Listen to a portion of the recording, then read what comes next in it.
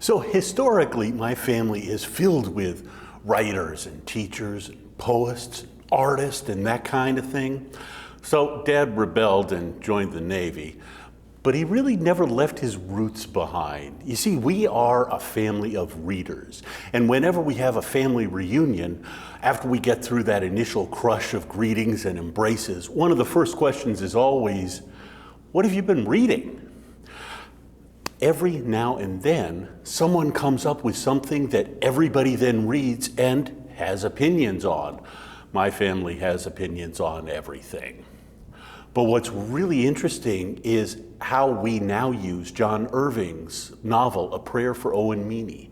That's the benchmark. We've all read it, we all love it, and we all use it as the basis for comparison on almost everything else we read. Well, it's no Owen Meany, but worthwhile. Or, this one is almost as good as Owen Meany. That kind of thing. So if you've never read it, I'm not going to tell you what it's about. It starts off with this wonderful lightheartedness, slowly getting into deeper and deeper spiritual themes. And the first time I read it, I finished it in tears. It was not until I reread it that I saw what was so powerful about it. Irving's craftsmanship is so good. He set up the last chapter perfectly. The ending is telegraphed throughout the events of the last few dozen pages, and it was right there. And the first time I read it, I was so swept away in story that I just never noticed it. Not until I came back later could I appreciate Irving's masterful wordsmithing. We're seeing some of that sort of foreshadowing in the gospel today, and Jesus' disciples aren't picking up on it any more than I did Owen Meany. So he does what any good teacher would do and tries to avoid distractions by getting away from the crowds, which couldn't have been easy to do when you're in home territory. See, this lack of understanding is an ongoing theme in Mark's gospel, and it's honestly one of those things that makes me feel quite a bit better about myself. If these guys are having problems and Jesus is right in front of them, maybe I can cut myself a little slack when I don't pick up on everything right away. And all this talk of last being first and first being last is one of those sticking points.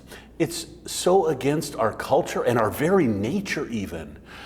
After all, people who do great things are great people, right? The apostles, who totally get busted today in their jockeying for position, learn that such discussions and distinctions are meaningless. It's more than just reversing the positions. It's like a complete rethinking of how we set up our relationship and connection to Jesus. Instead of rows or orderly lines, it's more like we're arranged around Jesus in a circle. No one's first, no one's last. Everyone has the same access. Why does God set things up like this? Well, our first reading from Wisdom really points to this. The wisdom literature in the Old Testament is really an amazing treasure trove, and it's one that I don't think gets enough notice in our world. So much of our interaction with the Old Testament is made up of the histories or the law, and it's easy to forget that connection to our actual lives. The wisdom literature, the books of Proverbs and Wisdom, Job, just to name a few, they step away from the huge events. They invite us to think, to be aware, to engage our consciences. They invite us to live our lives humbly before the grandeur of God's creation, to be always curious about everything and filled with wonder. So today's first reading really shows how one of the least likable qualities can work out. I want to be better than that person, but that would take a lot of effort and work. So instead of bettering myself, I'm going to focus on tearing that person down. Belittling, gossiping, backstabbing, anything else that will make that person less than I am, because that way I can feel good again. That's an attitude that's unfortunately all too prevalent in our culture. After all, we see it every election cycle, and really unfortunately, we hear it from the pulpit all too often. What Jesus is teaching us today is that rankings don't matter. Exclusion is not a part of our faith. How well do we hear this theme from James's letter today? Where do the conflicts among you come from? Is it not from your passions that make war with your own members?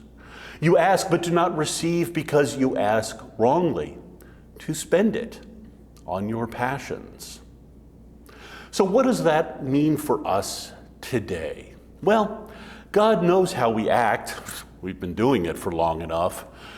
It's almost like that old joke with the guy who walks into the doctor's office and says, "Doctor, it hurts when I do this." Well, don't do that. God's asking us to trust him as young children rely on their parents. When we see someone doing something we disagree with, do we condemn it? Or do we wonder where that attitude came from? When someone disagrees with us, do we rush to defend our position? Or do we take the time to make sure we understand their disagreement? Do we look to find common ground? When we see people being excluded, do we agree that they brought this fate upon themselves? Or do we ask if there are other ways? Back when I was working at the Smithsonian, I had the privilege of hearing a number of American Indian storytellers. And one of my favorites, Philip Blue Owl, told many that I've not forgotten. And this is one of them. A forest fire was raging, and all the animals were running away. Owl saw Hummingbird flying toward the fire, only to dive down and drop a tiny bit of water on the flames. Then fly back to the pond, pick up another drop, and repeat the cycle. Owl yelled out, "Hummingbird, what are you doing? You're not going to achieve anything by doing this. It's hopeless. You need to fly away and save yourself." Hummingbird replied, "I'm doing the best I can with what I have. So long as I don't lose hope, it's not hopeless." And because of Hummingbird, the forest was saved. What fires are we running from that we could work to save?